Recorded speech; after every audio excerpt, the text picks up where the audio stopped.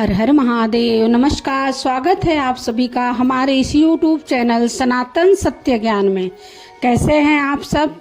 आप सभी को देव उठनी एकादशी और तुलसी विवाह की बहुत बहुत बधाई। माँ तुलसी आप सबके घर में विराजमान हो, आप सभी पूजा करिए, उनकी कृपा पाइए। आइए सुनते हैं, जानते हैं कि तुलसी विवाह कब है और कैसे करनी चाहिए तुलसी पूजन विधि। कार्तिक मास का शुभ समय था। आकाश में दीपों की रेखा सजी थी। वातावरण में गंगा जल से शुद्धता और भक्ति की सुगंध फैली थी। हर घर में तुलसी चौरा को सजाया जा रहा था।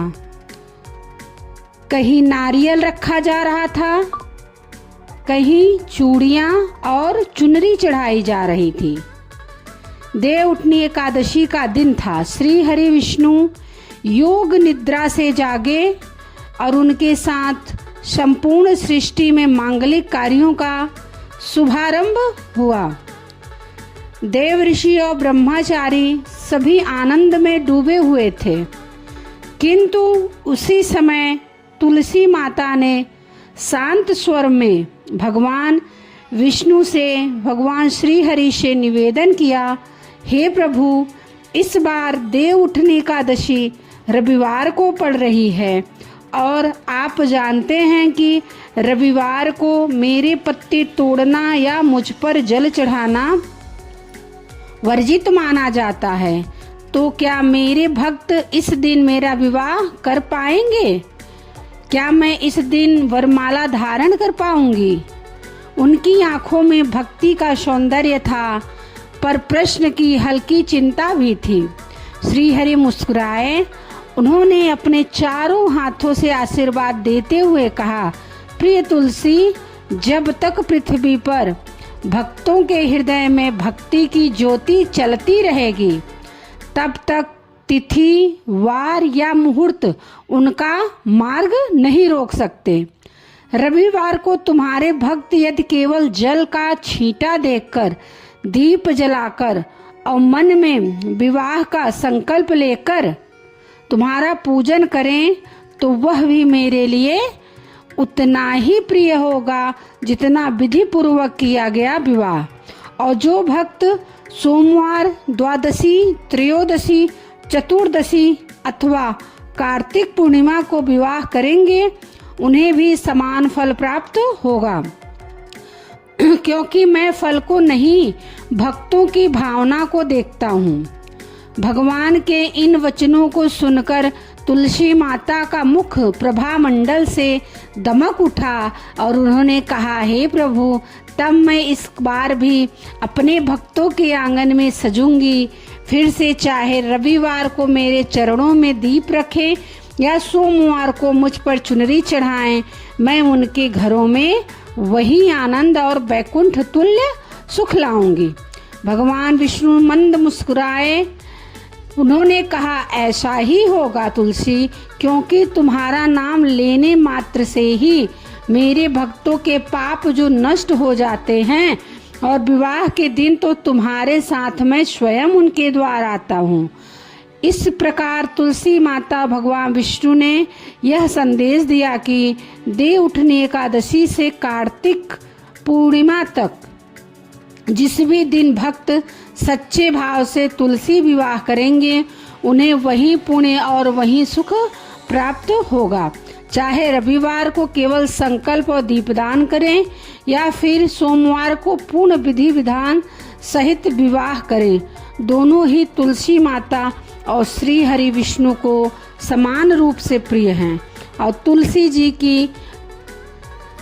के पास बैठा हुआ हर भक्त उस रात यही अनुभव कर रहा होगा कि जैसे भगवान स्वयं कह रहे हों, जहाँ तुलसी वहाँ मैं हूँ, जहाँ भक्ति और वही वरदान है। तो प्रिय श्रोताओं, इस बार रविवार के दिन तुलसी विवाह का संयोग पड़ रहा है, लेकिन जो भक्त रविवार के दिन विवाह ना करना चाहें, वह अन्य दिनों में भी तुलसी जी का विवाह कर सकते हैं।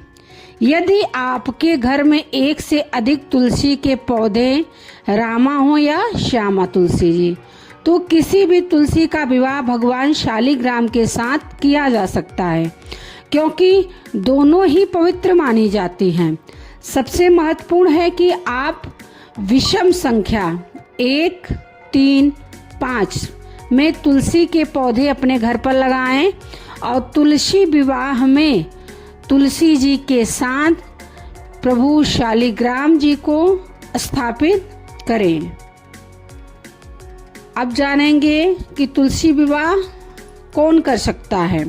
तुलसी विवाह किसी विवाहित जोड़े या पति पत्नी दोनों के साथ किया जा सकता है। कुंवारे लड़के या लड़कियां भी यह विवाह कर सकते हैं, लेकिन शास्त्रों के अनुसार क्योंकि इसमें कन्यादान की रस्म होती है, इसलिए यह विवाह जोड़े में ही किया जाता है और इसका पूरा फल विवाहित जोड़े को ही मिलता है। तुलसी विवाह को सामूहिक रूप से घर के पुजारी या अन्य महिलाओं द्वारा भी संपन्न कराया जा सकता है, जिसमें विधवा महिलाओं को भाग लेने की अनुमति नहीं है। तुलसी विवाह के दिन तुलसी के पौधे में जल दे सकते हैं और यह शुभ माना जाता है। खासकर तांबे के लोटे से जल अर्पित करने से सौभाग्य और सुख समृद्धि आती है। यह ध्यान रखना महत्वपूर्ण है कि आप स्नान करके और बिना सिले हुए वस्त्र पहनकर जल दें तथा तुलसी के पौधे तोड़ने से बचें। अब हम जानेंगे कि तुलसी विवाह के दिन जो भी सुहाग की सामग्री चढ़ाई जाती है, उन सामग्रियों का हमें क्या करना चाहिए। तुलसी विवाह के दिन चढ़ाई गई सुहाग की सामग्री जैसे सिंदूर, बिंदी और चुनरी को प्रसाद के रूप में घर में रखना चाहिए। इसमें से कुछ चूड़ियां परिवार की सुहागन महिलाएं पहन सकती हैं और बाकी सामग्री को बाद में किसी सुहागन को दान करना या घर में ही रखना शुभ माना जाता है, जबकि गन्ने जैसी चीज़ों को विसर्जित कर सकते हैं या प्रसाद के रूप में बांट सकते हैं। आइए जानते हैं तुलसी विवाह के सभी शुभ मुहूर्तों के बारे में। हिंदू पंचांग के अनुसार इस बार द्वादशी तिथि 2 नवंबर रविवार को सुबह 7:32 से शुरू हो रही है और द्वादशी तिथि का समापन 3 नवंबर को सुबह 5:07 पर हो रहा है। तुलसी जी के विवाह के लिए ब्रह्मा मुहूर्त या फिर शाम को गोधूली मुहूर्त उत्तम माना जाता है। ऐसे में जो लोग 10वीं तिथि मिली हुई एकादशी के दिन यानी 1 नवंबर शनिवार को तुलसी जी का विवाह करना चाहते हैं, वे शाम 5:36 से 6:54 के बीच में विवाह करा सकते हैं। और रविवार के दिन तुलसी जी के विवाह का शुभ मुहूर्त शाम को ही रहेगा, शाम 5:35 से 6:53 तक। इस बार नवंबर सोमवार को तुलसी विवाह के 2 मुहूर्त प्राप्त होंगे। पहला मुहूर्त सुबह 4:51 से 6:52 तक रहेगा और शाम का मुहूर्त शाम 5:34 से 6:52 तक रहेगा।